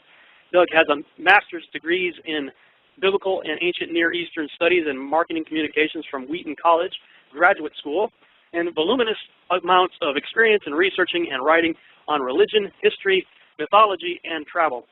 And his first book, Mysterious World Ireland, received critical acclaim, and he's got a few more out there, including the one we're going to talk about tonight, Planet X, the Sign of the Son of Man and the End of the Age. So it is my great privilege to welcome to the Revolutionary Radio Project, Douglas Elwell. Doug, are you there? I'm here. Thanks for having me on. Oh, thanks so much for coming on. I've just begun your book. I'm probably 50 pages or so into it, and it's blowing my mind. So I'm excited to talk with you about this stuff tonight. But let's go back a little bit further and help us understand who you are beyond the introduction I just gave you. How did you come to know Christ, and how did you even become interested in subjects like Nephilim and giants, Planet X, and all that sort of stuff? Well, I come from a very conservative, traditional family, a Christian family. My parents were both saved when they were in their teens and 20s, and they took their faith very seriously, and they ingrained that faith in myself and my brother very strongly as soon as we could understand the word Jesus. And then as soon as we were able to understand it, what that meant, they had us confess Christ, I believe, when I was maybe less than 5 years old, even though I didn't really maybe understand completely what was going on. I felt it in my heart. So since then I felt that I'd been saved, and really kind of felt that I had meant to be saved. I'm actually kind of leaning towards more of a predestinational perspective, so that's guaranteed to offend someone. So, but I tend to be more of a predestinational type person, as if people were meant to be saved. God chose you. But so along those lines, I come from a very conservative background theologically, which some people might find surprising, given some of the outlandish and non-traditional approaches I use with books such as Planet X and the Giants, even though technically the book on the Giants is the conservative viewpoint writ large. I take that conservative viewpoint literally, saying there literally were fallen angels that came down and literally interbred with human women and literally created giant men and women. And so that's actually the conservative viewpoint. So you can see how topsy-turvy things are in these end times when the conservative traditional viewpoint is considered to be strange, and the liberal viewpoint is taken as normative, because the viewpoint that, for example, there's three major theories about the giants. One that they were actually the descendants of fallen angels and mortal women. The other is that they were just Oriental despots who conquered and controlled people through use of force, and others, just regular men who were just very aggressive. And the third one was there was actually men from the line of Seth, which makes no sense. That is, because the line of Seth is exactly the opposite of that kind of aggression. They were godly men who had descended from Seth, from whom Jesus was eventually born. The line of Cain, of course, was destroyed by the flood, so Seth was the only one who continued on through Noah and on through the post-flood world. But so that I'm very conservative theologically. But when it comes to the Bible, I like to look to modern science and new understandings of archaeology and of mythology to understand, to glean new and better understandings of the Bible. This is actually normative for academic level stuff. When you get into academic level stuff like Mike Heiser does, I could have continued on in that path like he did, but I decided to go more towards technology as a career, but I still studied the Bible in its original languages on my own. And when I studied in grad schools, they actually do study the Bible in its cultural context, and a lot of our modern translations of the Bible are actually based on better understandings of ancient Near Eastern mythology, ancient Near Eastern contract law, things of that nature. We have a much better understanding of the dating of the scriptures based on, for example, the Pharaonic Kings list of the Egyptians and the dating of certain styles of contract that were written in the ancient Near East. We can date, for example, the time period when Joseph was sold for, I believe it was 30 shekels of silver. That was actually the specific time period in ancient history where that was the price of a slave, so we could date him to that period and prove that if Joseph lived during that time. Things like that. And so I treat astronomy the same way, is that when you come with new understandings of astronomy, you then need to apply these to our understanding of the creation so that we can have a better understanding of what's going on. And if you have a revolutionary improvement in our understanding of astronomy, you're going to have a revolutionary improvement in our understanding of the creation. I believe that's what I've come across and talk about in my book, Planet X, The Sign of the Son of Man and the End of the Age. Very good. I've spent a little bit of time poking around your website as well, Mysterious World. How did that come about? How did you get into all the stuff that's on that website? I've noticed there was not really a Christian perspective on some of these mysterious topics, and I tend to take a little more lenience towards non-biblical texts and extra-biblical texts like and ancient histories that are outside of the Bible. For example, South American history, North American history, European history. I take these things seriously, and I like to apply them to my understanding of the Bible. I use the biblical understanding as kind of the center post around which I array all these other ancient mythologies and histories, and kind of do comparison and contrast and see where there are parallels. And as such, it's like my academic training, except I extend it to a worldwide scope rather than just ancient Near Eastern texts. I extend it. How was the world back then? How do people think? And there are numerous parallels and indications that the giants, for example, spread all over the world, not just ancient Near East. They were conquered the entire world. That was, in fact, their purpose, in my opinion, was to conquer the world and take over the various tribes of the nations in order to form royal classes which would rule over them on behalf of the fallen angels who would use them as sort of an intermediary. And those royal classes are still in place today. For example, the royals of England are probably descended from Nephilim stock, as are all the other royalties that still remain. And probably why they may call them blue bloods, because their blood literally is different from most people's for that reason. So you do subscribe to the idea that many of the world leaders could actually be of a different race, let's say, than the human race? They are modified humans. They have been altered. They've intermarried with standard Homo sapiens for a long time now, so there's not much difference. But in ancient times, thousands of years ago, in some cases hundreds, they were very similar. They were actually fairly dissimilar from standard humans. They were much taller, much stronger, and there was distinct differences. And there's a number of references to giants of the ancient world, even ancient Europe, that were much taller than the average person.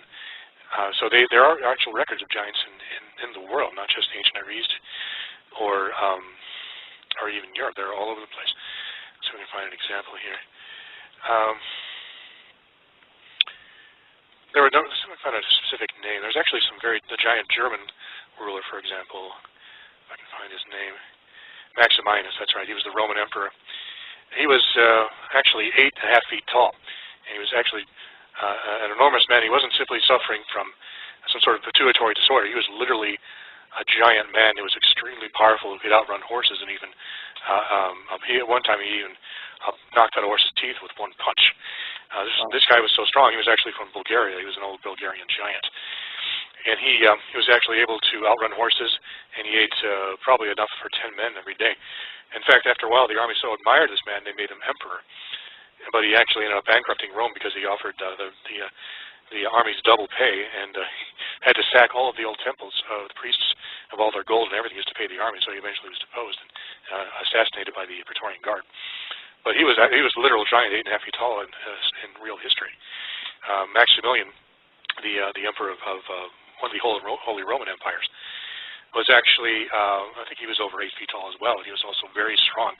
He would wrestle with lions, and he could outrun mountain goats, and even climb mountains faster than mountain goats could, according to the stories. And he was a classic example of an ancient giant in modern times, relatively modern times. I believe he lived about 400 years ago. And maybe it was 700 or 800 years ago. Actually, yeah, it was 1493. And he was an honest-to-goodness giant in recorded history. So these people actually did live, and they actually were a part of royal lines. Maximilian being a classic example of a Germanic giant that formed a royal line, from whom his descendants are still German royalty. So when I say I believe they're German royalty, it's because that's what the history says. Yeah, that's interesting. Somebody had done an animation showing wars throughout history, and they basically showed the globe, and it showed little explosions going off in different places where wars had taken place over, I think it was about the last 1,000+ years or so. And the bigger the explosion, the bigger the war, and the more the casualties. So of course, when you see like World War I and World War II, there's some pretty big explosions, all over Europe and whatnot. But what struck me as I was watching that animation is that literally for at least 1,000 years, a lot of wars have been started in Germany. Yes, those are the homeland of the ancient Germanic giants, the largest, strongest, and most fierce of all the giants. In fact, all the other giants were actually afraid of them, even the Gaulish giants whom Caesar fought against in his campaigns against the Gauls. He actually wrote about this in his writings about how huge the Gauls were, and they would fight naked. They were upwards of 8 feet tall, had huge two-handed swords, and just could go through men like a lawnmower. The only way the Romans could defeat the Gaulish giants was by forming phalanxes and using arrows and javelins, because they were vulnerable to arrows and javelins because they did not use armor, believing their gods would protect them. So they eventually wiped out all the Gauls after massive casualties, but they eventually killed them all. But the Germani were the most aggressive of all. And those are the ones that Hitler tried to rebreed in his master race ideology, which was based on real history. He actually went around to the various areas like Poland and northern France, looking for tall blonde children, and he brought them back to state-sponsored brothels called Lebensraum in order to try to rebreed the master race. Meanwhile, then I forget the name of the Nazi doctor. He was actually trying to rebreed the giants by breeding people specifically for that purpose. He actually, Mengele was his name. Yeah, Mengele. The story of Boys from Brazil was basically based on a real story, where he was actually experimenting with people and trying to rebreed the giants, and that's why you have a lot of blue-eyed children in certain parts. I think it was, if not Brazil, I think it was actually in Argentina. But he was actually doing these experiments, trying to rebreed this giant race, and that's the reason he was experimenting on children in Auschwitz, particularly twins, because I think that his theory was that a giant was basically a conjoined twin that had been fused in a woman to one large person. It's based on his research. I backwards extrapolated that. I think that was probably his theory. Perhaps occasionally in history you hear of two-headed giants. That is most likely a conjoined twin. It was basically two heads in one body, which does actually happen. It can happen. It's happened in recorded history and medical history. So the idea of the Germanic giants, they were trying to rebreed them, was actually based on real history. These people actually did exist, and Hitler made a real attempt to bring these people back. Yeah, that's very interesting to me, and the fact that he was looking for blonde hair and blue eyes, which both are recessive